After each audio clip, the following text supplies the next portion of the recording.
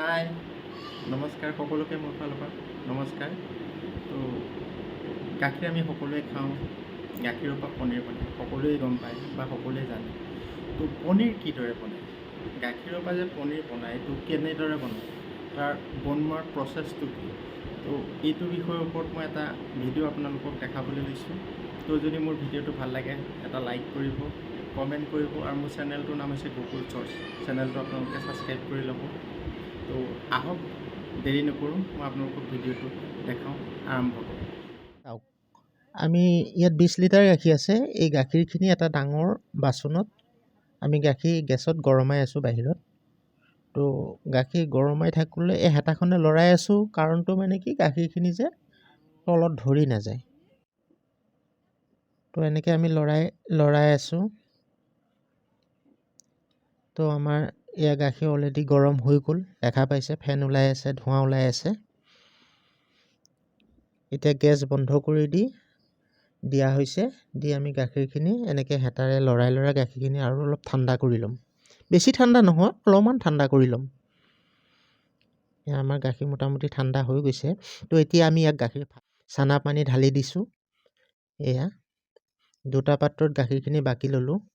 যোনখিনি গাখীৰ গৰম হৈছিলে, তো দুটা পাত্ৰত সমানে ভগাই লৈ চানা পানী ঢালি দি আমি গাখীৰখিনি ফালি দিলোঁ।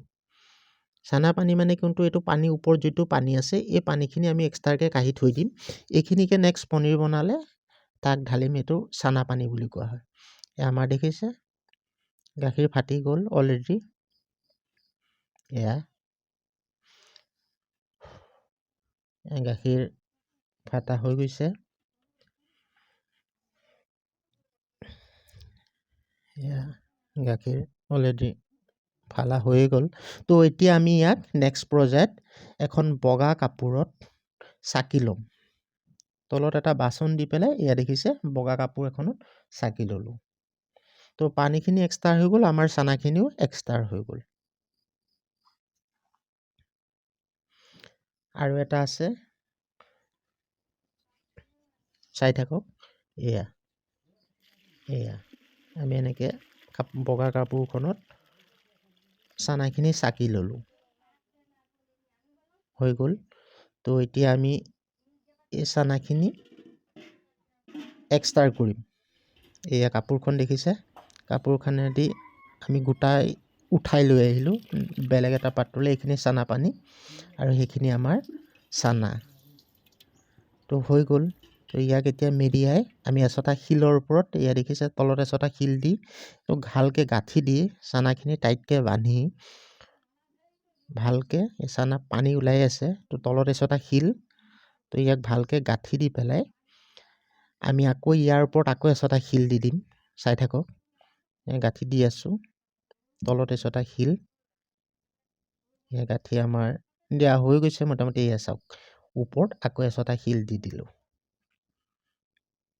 তলত এচটা শিল, মাজত চানাখিনি আৰু ওপৰত এচটা শিল দি আমি এনেকৈ 1 ঘণ্টা ৰাখি দিলোঁ। এয়া চাওক, 1 ঘণ্টা এনেকৈ কমত ৰখাব লাগিব।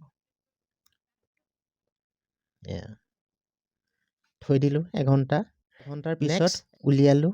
এয়া শিল আঁতৰাই দিলোঁ, আঁতৰাই দি পেলাই এটা চৰিয়াত ঠাণ্ডা পানী ল'লোঁ। ঠাণ্ডা পানী লৈ পেলাই পনীৰখিনি দি আমি এনেকৈ এতিয়া ফ্ৰিজত 1 ৰাতিৰ কাৰণে সোমোৱাই থৈ দিম। এতিয়া ফ্ৰিজত থৈ দিলোঁ। নেক্সট দিন এয়া চাওক, ফ্ৰিজৰ পৰা পানী ঠাণ্ডা হৈ আছে দেই বহুত। এয়া দেখা পাইছে, কাপোৰৰ পৰা আঁতৰাই আমাৰ এয়া পনীৰ ৰেডি। এয়া দেখা পাইছে পনীৰ, এয়া আমাৰ পনীৰ বনাই ৰেডি। এয়া আমাৰ পনীৰ এতিয়া বিক্ৰী হ'ব।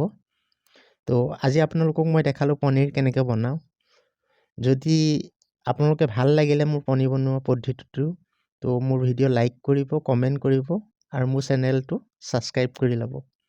আৰু আগলৈকো মই আপোনালোকক দেখাম যে এনেকুৱা ধৰণৰ বস্তু কেনেকৈ কি ক'ত বনাই, চেষ্টা কৰিম। এয়া দেখা পাইছে পনীৰ, আমাৰ পনীৰ ৰেডি। এয়াই আজি আপোনালোকক মই দেখালোঁ পনীৰ কেনেকৈ বনায়।